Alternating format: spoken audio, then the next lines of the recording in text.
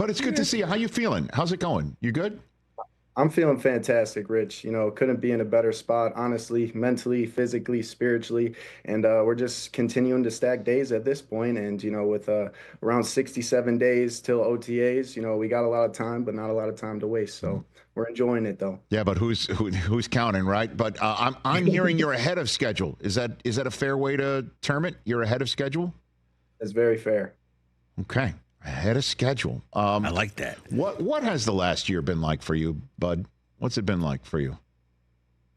That's a great question, Rich.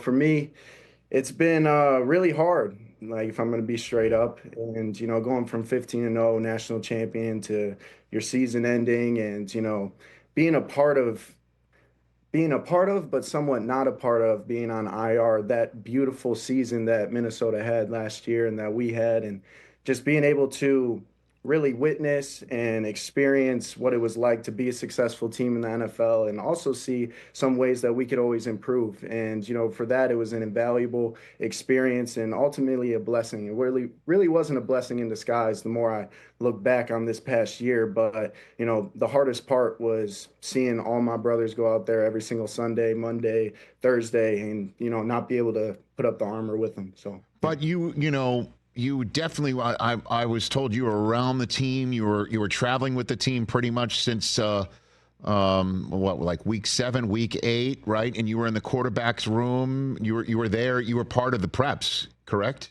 JJ? I was definitely a part of a lot of the preps, and just being able to sit in on those Saturday QB meetings.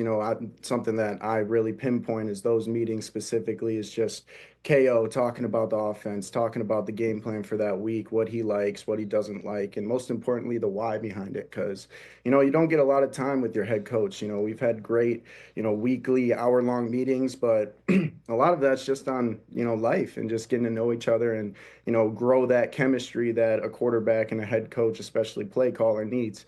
So, yeah, it was just awesome to be able to, kind of pick Sam's brain, pick Nick's brain, Brett, Daniel, just be able to see like why they do the things that they do, and hopefully add it to my repertoire if it resonates with me. Yeah, I think Brett, you're referring to Rippon. He was in the room there, right? And Daniel Jones got there, late in the year. Nick Mullins, big Nick Mullins, and then there's Sam Darnold. What did you pick up, JJ McCarthy, throughout the season that, in retrospect, might have been more difficult to pick up if you were actually playing? And, obviously there's nothing beats the, experience of live action and reps and being the guy. But what were you able to glean watching that you think, now that you look back, might have been a little bit more,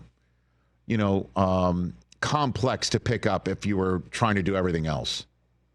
For sure. It was, in the moment of stillness that is an injury as an athlete, there's a lot of ways you could capitalize on that time. And for me, it was all the busy work. Let me put in as much effort as possible on the front end. So by the time I'm playing next year, that week to week workload isn't as much in terms of, every single player we played, scouting report on their character traits, athletic traits, background, all that, defensive coordinator reports every single week. And, I did the, 17, 18 games that we had of those teams, but this offseason's big on just getting the rest of the teams. So it was a lot of that busy work that kind of, I could anticipate rookie quarterbacks would go through playing, not having that foundational knowledge on the team, on the players. I wanted to make sure that I had a well-rounded approach going into each week and a well-rounded understanding of what I was going to get. Catch the Rich Eisen Show every single day on the Roku channel, 12 to 3 Eastern, for free.